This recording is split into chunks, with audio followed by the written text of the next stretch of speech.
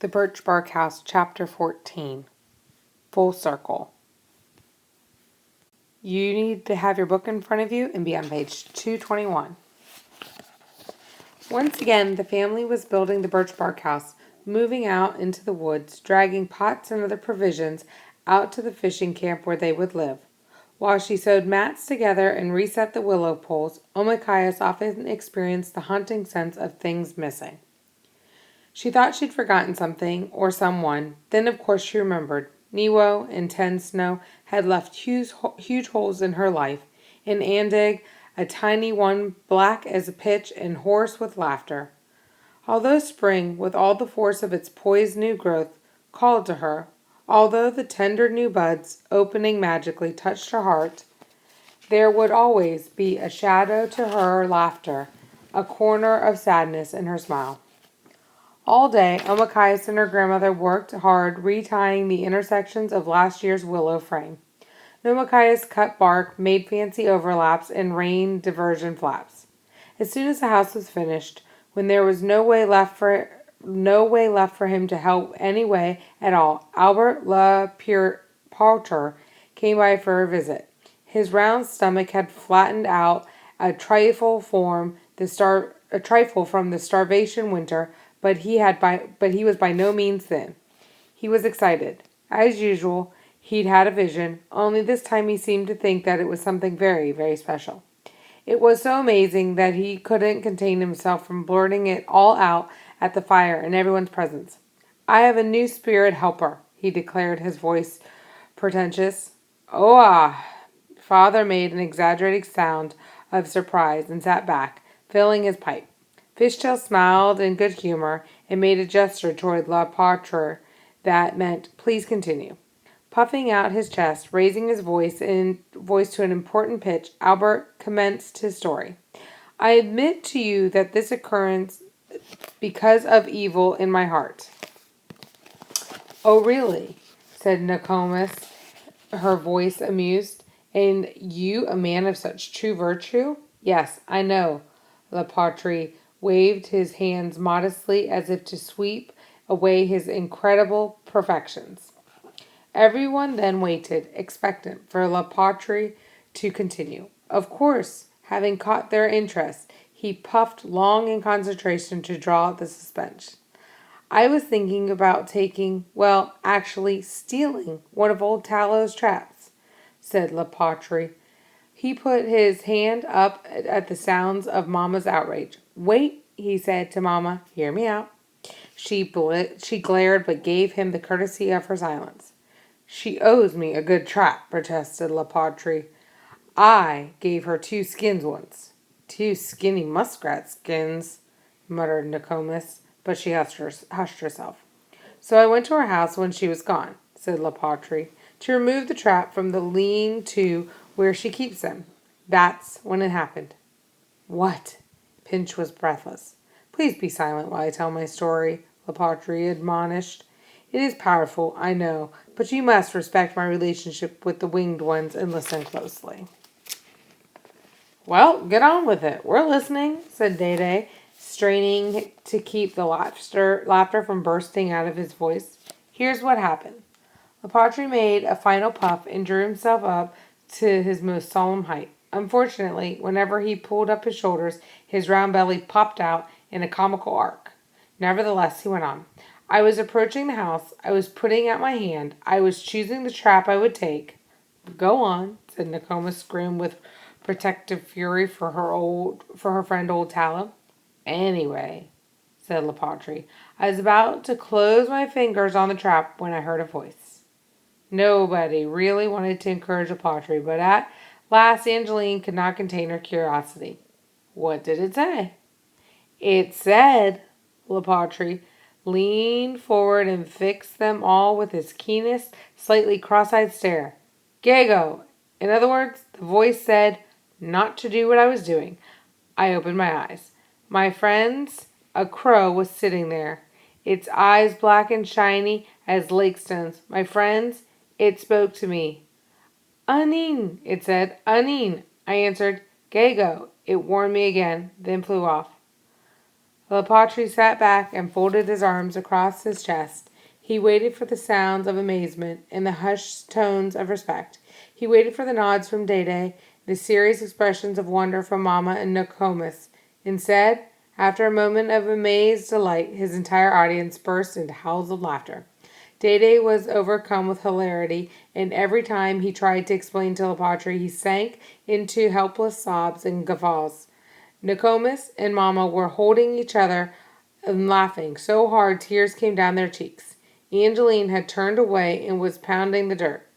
Pinch jumped up and down, yelling. Omachias was laughing for another reason besides the confidence, for Andag was near, had survived, might come back someday. Lepatri slowly, picking up his things, turned to the laughing family in a state of bewilderment. He put out his hands as though to speak, but then, when Dede tried to blubber an explanation, only to collapse in fresh laughter. Lepatri swiped his hand through the air and scratched his head. This was definitely not the reaction he'd expected. As he walked away, he wondered whether the entire family had eaten some sort of strange medicine, taken leave of their senses, perhaps. He stroked his chin. Yes, he'd sleep on it. Maybe his guardian bird, the crow, would return and speak to him again. Maybe he would have another vision and somehow obtain the answer. Again, it was time for the family to plant. Yellow Kettle chopped at the tough, winter-packed earth of their family garden, while the others broke dirt, clods, and struggled with roots, picked stones and smoothed out rough rows to plant. Pinch pretended to help.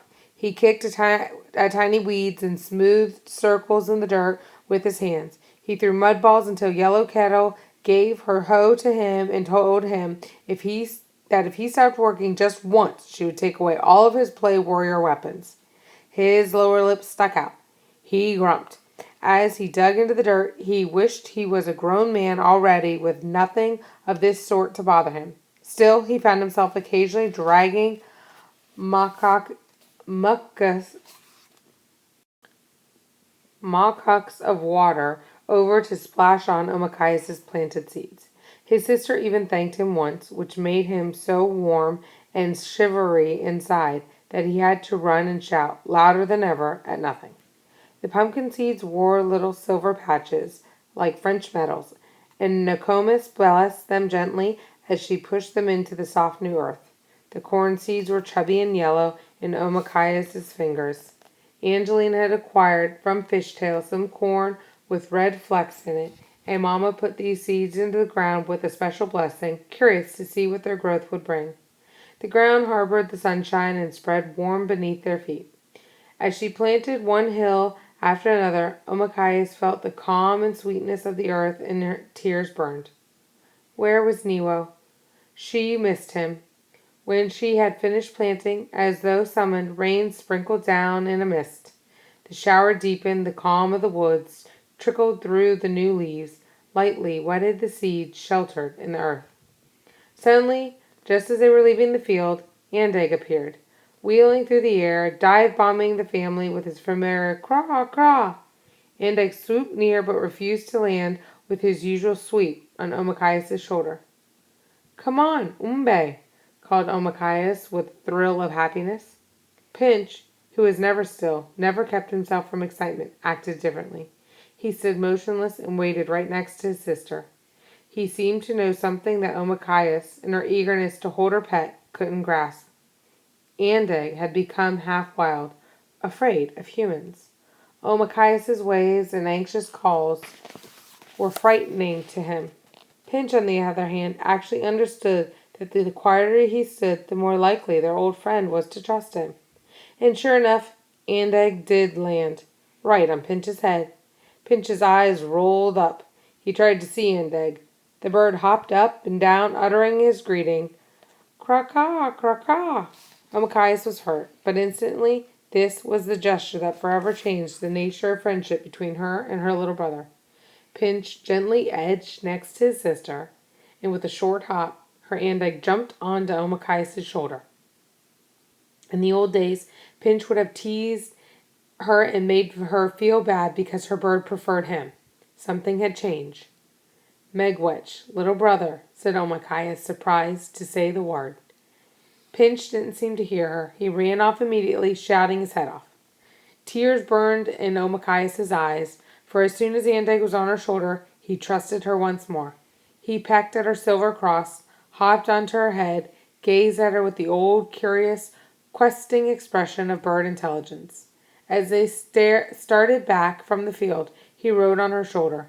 Tenderly, as they walked along, the bird plucked up a strand of hair that had fallen loose from Omachias' braid, and then he tucked it behind her ear. Not long after, old Tallow brought deer bones to share with Grandma. For a time, the two women sat by the outdoor fire.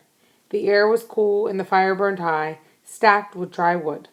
Nokomis baked the deer bones, cracked them, and used the special long carved spoon to scoop out the hot, rich marrow. After a while, Nokomis went out to look for Pinch, and Tallow called Omachias over to sit near the fire with her. "Have some tea," she said. "I made it fresh." Omachias shook her head, suspicious. Tallow was behaving too serious and friendly a manner. Since when did old Tallow make tea? Since when did she act as though she had something important to say? Omachias tried to slip back into the lodge, but the tough woman seized her hand and bent her fingers round the handle of a cup. She had something in mind in this visit, it was clear, but Omachias decided that whatever it was, she didn't want to confront it. Ever since she'd had a taste of old Tallow's justice, she'd been weary of the fierce woman, and now, stubborn, Omachias waited. She felt something flare in her heart. She didn't like to be bossed around. Unwillingly, Omachias accepted a cup and took a sip. "Good. While you're drinking this," said old Tallow, her strong, ropey arms arranged on her knees, her big feet breaking from her moccasins as usual, her hat pulled low and her fierce eyes flashing. "I'll tell you the story of Omachias. Maybe that will help you get over your little brother." Omachias put the cup down, picked it up again at Tallow's abrupt gesture. "All right, I'll drink it. What do you mean?" Omachias frowned. What was this? A plan to get her to forget all about Nero? She wasn't interested. She was still sad and loyal to her tiny brother. What did Tallow understand? Bitterly she spoke. "I know the story of Omachias. It happened in the winter. She has a beautiful friend, a favorite baby brother. They die. She is left to cry for them." "Not that story." "What other story do you know about me?"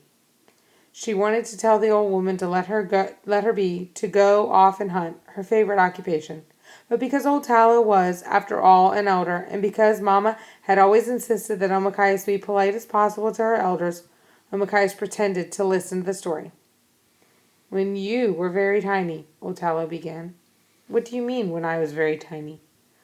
Omachias tried to be good, but irritation burst out of her. "Mama had me, not you, and she held me, fed me, dressed me, all of those things. What do you know? What more is there to say?" Old Tallow drew a deep breath. Her eyes almost crossed with fury, but she kept her temper. "You don't have any excuse to be rude, no matter how sad you are. You can't treat me in this disrespectful way." Omachias felt her throat shut with shock and embarrassment. She wanted to cry. Why was she acting like this? Okay then, I'm sorry," she said more softly. "What are you going to tell me?" "Haven't you wondered," said old Tallow, a bit testy with the difficult girl Omachias had become. "Hasn't it occurred to you to ask why you didn't get the Chimukuman sickness?" "You didn't get sick," said Omachias, stubborn. "I never get sick," said Tallow. "Nokomis stayed well. Your grandmother already had the smallpox." Omachias remembered the tiny, whited pit in the skin of her grandmother's cheek, but was still surprised to hear that Nokomis, too, had suffered the disease. She pondered for a moment and then could not hide her curiosity. "What about me?" she demanded, abrupt as old Tallow herself. "You too." "Me too what?" "Had the scratching disease." A panicky feeling bubbled up inside Omachias, and she wanted to laugh to drive the feeling off. "I couldn't have. You wouldn't remember exactly what happened. You were a baby." "Then why didn't Mama have it? Why did Mama get sick too this time?" Because, said old Tallow, you weren't with your mama then. Omakayas wanted to stop talking now. She could feel it. There was something else, something coming toward her, something deeper and hunger and huger than the huger that she didn't want to know. She tried to stop herself from asking the next question, but her curiosity was too great. She felt her voice rise. Where was I? A different island, said old Tallow. Her voice was stern, but there was an ache in her look that Omakayas had never seen before. An island called Spirit Island, where everyone but you died of the itching sickness. You were the toughest one, the littlest one, and you survived them all. Tallow smiled mirthlessly grim. Starvation nearly got to you next, but I managed to cheat the old hungry skull, feed you broth of rabbits, brought you back with me. This was before you were 2 winters old, my girl, before you said words yet, before you can remember anything. Omakayas' mind tried to grasp what she was hearing. Her heart tumbled into darkness and she could not speak. Now the line was crossed. She had to know everything. Mama? Dede? Nokomis?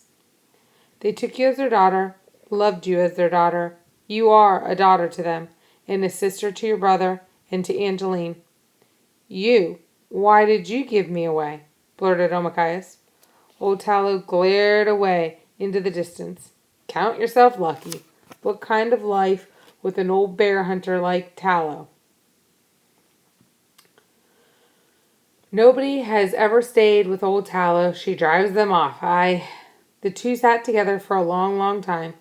There, at the fire with the darkness gathering above them, and to all sides, old Tallow made a move to leave, but Omakayas said, her voice strange and hollow and small, Dega, please don't go. Inside, she knew there was something still to ask, something about the story which seemed both unbelievable and perfectly understandable all at once, but she couldn't put it into words. Tallow went on speaking. I know now the reason you were sent to Yellow Kettle, to the old woman, to your Dede, your brothers, said Tallow. She rustled in the tatters of her dress, groped for her smoking pipe, then remembered she was out of tobacco and let her hands play restlessly in her lap. You were sent here so you could save the others, she said, because you'd had the sickness. You were strong enough to nurse them through it. They did a good thing when they took you in, and you saved them for their good act. Now the circle that began when I found you is complete. Omakayas knew the question she needed to ask. She took a deep breath and asked it forthrightly. Found me? How did you find me? How did you know I was there unless you were on that island? Unless you, too, survived the sickness? Now old Tallow fell silent, and in her mulling, Omakayas could tell there was some unwillingness, something she did not want to say, but she shrugged eventually and told it right out. There was a canoe of men, my husband, Hat, among them. They passed by Spirit Island, saw the dead, saw you. So it was they who brought me back? No, said Tallow simply. They saw me, said Omakayas, making sure, but they didn't save me? Old Tallow shook her head in the dusk. Then she shook herself all over, just like one of her dogs. Hyen, my husband, Hat, was a fearful fool. I was going to put his things out the door anyway, when he told me that he and the other men had seen you and gone on, leaving you. Old Tallow's voice took fury. I made him leave. Don't show me your face ever, I said to him, and then I took my canoe over to that island. The wintry trees clacked their branches, ticking and moaning. The wind picked up often at dusk on the island. Omakayas could feel in her heart what it was like for that baby, for herself, all alone, with the dead, with her mother, walking from those she loved as though walking stone to stone. Somehow, deep inside, she remembered. It was spring, she said softly. Zeegwun. Oh, yeah, said old Tallow in surprise, peering closely at her. You remember? The birds, said Omakayas. I remember the birds, the song of the birds.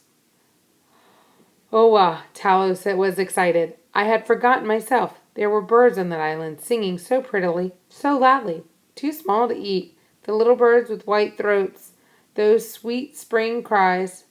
Hiya, my girl, you remember them. They kept me alive, said Omakayas to herself, not quite understanding her own words. I remember that their song, because their song was my comfort, my lullaby. They kept me alive. Omakayas woke to a piercing spring music. Morning. It was morning, and it was the very same song she remembered from the other island so long ago. This morning, in a tree near the Birchbark house, she heard the white-throated sparrows calling out to one another. Where are you going? Angeline asked sleepily. Out, said Omakayas. Urgh, said Pinch as she stepped over him and out into the fresh dawn world. The sun was peeping over the water. Its light winking was growing. All around her there sounded voices of hundreds of white-throated sparrows. In the mild air of spring they were singing cheerfully, sweetly, as though to keep her company on the first morning of her life that she, Omakayas, knew the truth of her past. She was the girl from Spirit Island. She lived in a birchbark house. This was the first day of the journey on which she would find out the truth of her future, who she was. Singing, singing, the little birds told her something more. Their delicate song surrounded her, running in waves through the leafless trees. Omakayas walked toward the strongest center of their music, and then on a patch of thawed grassy ground she lay back in the sun, her head against the bark of the fallen log. The birds, the whole earth, the expectant woods seemed to wait for her to understand something. She didn't know what. It didn't matter. Drowsily, she whistled along with the tiny sparrows. Inga bee bee bee bee. Inga bee bee bee. Those sweet, tiny, far-reaching notes were so brave. The little birds called out repeatedly in the cold dawn air, and all of a sudden Omakayas heard something new in their voices. She heard Niwo. She heard her little brother as though he still existed in the world. She heard him tell her to cheer up and live. I'm all right, his voice was saying. I'm in a peaceful place. You can depend on me. I'm always here to help you, my sister. Omakayas tucked her hands behind her head, lay back, closed her eyes, and smiled as the song of the white-throated sparrow sank again and again through the air like a shining needle and sewed up her broken heart.